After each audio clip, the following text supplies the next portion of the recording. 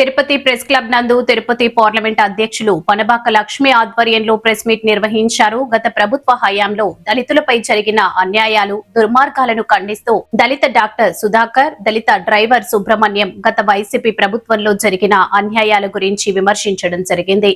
ఈ కార్యక్రమంలో స్టేట్ ఉపాధ్యక్షుడు Narasimha Yadav, state media coordinator Sridhar Varma, state secretary Chandana Sravanthi, state కార్యదర్శి అన్న Anitha, parliament secretary Revathi, Tirupati parliament media coordinator Karthik Chowdary, కొంతమంది తెలుగుదేశం కూటమి నాయకులు పాల్గొన్నారు.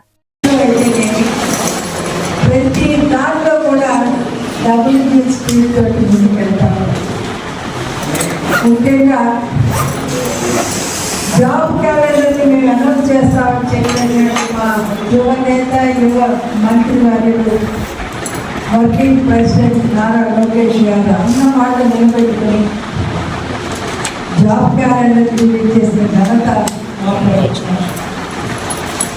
అంతేకాకుండా మెగా డిఎస్సీ ఇస్తామని చెప్పని అధికారంలోకి రాగానే మెగా డిఎస్సీ రిలీజ్ చేసిన ఘనత. ఈ రోజున మా ముఖ్యమంత్రి గారు మత్స్యకారులకి మేము అండగా ఉంటామని చెప్పని ఇంకా కార్యక్రమం చేస్తూ ఉన్నారు. నెల్లూరు జిల్లాలో కావలసినటువంటి అక్కడ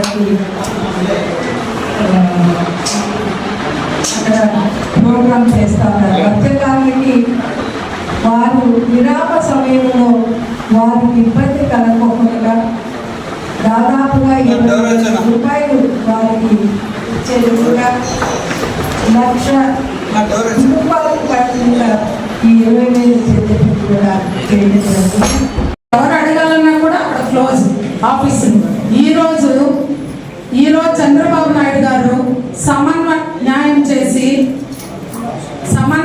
చేసి ఈరోజు స్టాఫ్ నర్సులకి, ఎస్సీలో ఉంటున్న స్టాఫ్ నర్సులకి, జిఎన్ఎంలకి జర్మనీ ట్రైనింగ్ ఎస్సీ కార్పొరేషన్ ద్వారా ఇప్పుడు ఈరోజు ఇచ్చే సోషల్ వెల్ఫేర్ డిపార్ట్మెంట్ నుంచి జర్మనీ ట్రైనింగ్ ఇచ్చి భాషని ఈరోజు జర్మనీకి ఒక్కొక్క అమ్మాయిని పంపించాలంటే 25 లక్షలు. ఎందుకంటే వడ్డీ కట్టలేని పరిస్థితిలో ఉన్నప్పుడు కూడా ఈ ఎన్డీఏ ప్రభుత్వం చంద్రబాబు నాయుడు దూరదృష్టి కనుక ఎస్సీలు ఏ విధమైన డెవలప్ చేయాలి, వాళ్ళు ఏ విధంగా చేస్తే వాళ్ళు ముందుకొస్తారని ఆలోచన చేసి వడ్డీ కట్టలేని మేము, దళితులైన మేము వడ్డీలు కట్టలేని పరిస్థితుల్లో ఉంటే కూడా వడ్డీలు కట్టి కేంద్ర ప్రభుత్వానికి మరలా లోను కూడా రెఫర్ చేయడం జరిగింది. ఇలాంటి ప్రభుత్వం ఎన్డీఏ కూటమి. కానీ హత్యలు చేసేది, రేపులు చేసేది అది ఎవరికి? వైసీపీ ప్రభుత్వం. వాళ్ళ మాటలు కానీ చాతలు ఏం ఉండదండి.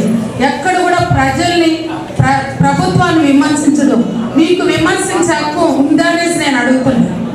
ఒక దళిత మహిళగా నేను ప్రశ్నిస్తున్నాను. ఏ రోజైనా దళితులకు మీరు ఏమైనా చేశారా? మీరు రండి, పబ్లిక్గా రండి. ఈ దళితులకి ఇలా చేశామని మీకు దమ్ము ఉంటే చెప్పండి. వచ్చి మా ప్రభుత్వానికి దమ్ము ఉంది, మేము చెప్తున్నాం. ఏం చేశాము, ఇంకా కూడా ఏం చేయబోతామని కూడా మేము చెప్పగలుగుతాం. ఎందుకంటే మాది చాతల ప్రభుత్వం. మీకు ఇక్కడ డ్వాక్రా మహిళలని చెప్పారు. అక్కడ వాళ్ళు చేసింది ఏంటి? ఒక సూపర్ మార్కెట్ అని పెట్టారు. ఖచ్చితంగా ఆ జగనన్న మార్ట్లోనే కొనాలన్న ఆంక్షను అప్పుడు పెట్టారు. ఎక్కడో ఉన్న, సపోజ్ మన తిరుపతిలో ఉన్న జీవకోణంలో ఉన్నటువంటి వ్యక్తి ఎక్కడో ఉన్న ప్రెస్ టౌన్ క్లబ్ దగ్గర ఉన్న జగనన్న మార్కెట్కి వెళ్ళి కొనాలన్న అనేది ఖచ్చితమైన షరతు పెట్టారు. ఒక 10 రూపాయల ప్యాకెట్ పెట్టి కొనాలనుకున్న నూనె ప్యాకెట్ని వాళ్ళు 100 రూపాయలు పెట్టి అక్కడికి వెళ్ళి కొనే పరిస్థితిని తీసుకొచ్చారు. అప్పట్లోనే మహిళలకు కానీ చిన్నపిల్లలకు కానీ ఆ సైకిల్ అనేది ఇచ్చిన వ్యక్తి మన తెలుగుదేశం ప్రభుత్వం. అట్లాంటివన్నీ కూడా దళితులకి, మహిళలకి మొత్తం అన్నింటినీ కూడా పక్కన పెట్టేసిన ప్రభుత్వం అప్పటి వైసీపీ పాలన. ఇప్పుడు కూడా మనకి మేడం చెప్పినట్లు మనకి మహిళలకు కానీ, ఇప్పుడు మహిళా రిజర్వేషన్లో కానీ, మరి ఇప్పుడు వచ్చిన రాష్ట్ర కమిటీలలో కానీ మన చేతల ప్రభుత్వం ఎంత వరకు మనకు చేస్తున్నదని కనిపిస్తుంది. ఇక్కడ స్టేజ్ మీదనే ఉన్నటువంటి ముగ్గురు మహిళలకి, ఇక్కడ మేడం గారికి, అంత దళితులకు కూడా మనకి ఎంతటి స్థానం ఇచ్చారనేది ఇప్పుడు తెలుగుదేశం ప్రభుత్వం అనేది అందరూ గమనించాల్సిన ఉంది. మనకి చేతల ప్రభుత్వం అనేది ఇప్పుడు అందరికీ చెప్తున్నాను. అలాగే టీటీడీ కానీ ఇప్పుడు ఫేస్ రికగ్నిషన్, ఆర్టిఫిషియల్ ఇంటెలిజెన్స్ దాన్ని ఉపయోగించి కొన్ని వేల మందికి కొన్ని గంటలు జస్ట్ అవర్స్ లోనే దర్శనం అనేది, సులభ దర్శనం అనేది కలిగిస్తున్నారు. అప్పుడు మీరు ఏం చేశారండి? ఆ కల్తీ నెయ్యి కల్తీ లడ్డు విషయం తప్పితే మీరు ఒక భక్తులు సామాన్య భక్తులకి ఎలాంటి ఇల్లు చేశారు మీరు అసలు? ఇవన్నీ కూడా ప్రభుత్వం అనేది గమనిస్తూ ఉంటుంది. ఇప్పటి ప్రభుత్వం చేసిన పాపాలు ఊరికనే పోరు. ఆ దేవుడు అనే వాళ్ళు ఉంటారు, ప్రతి ఒక్కరికి ఎలాంటి శిక్ష పడాలో ఆ దేవుడే చూసుకుంటారని ఈ సందర్భంగా నేను చేసుకుంటున్నాను. పార్టీ రాష్ట్ర కార్యదర్శి ఎందుకు చెప్తున్నాను అంటే, దళితులకి రాష్ట్ర ముఖ్యమంత్రి గారు, గౌరవనీయులు ముఖ్యమంత్రి శ్రీ నారా చంద్రబాబు నాయుడు గారు దళితులకి మహిళలకి ఎలాంటి గౌరవం ఇస్తున్నారనే చెప్పడానికి నేనే ఒక ఉదాహరణ.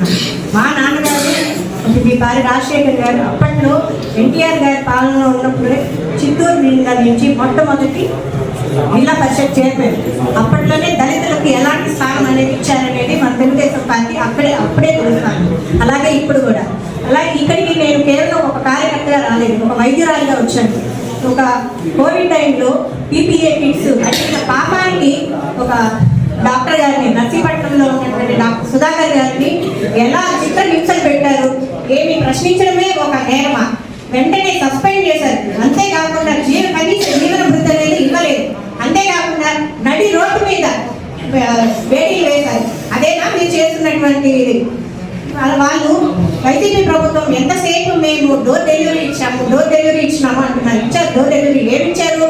ఇలాగే ప్రశ్నించిన వారికి కేసులు ఇచ్చారు, దళితులకు మానసిక శోభన అనేది ఇచ్చారు.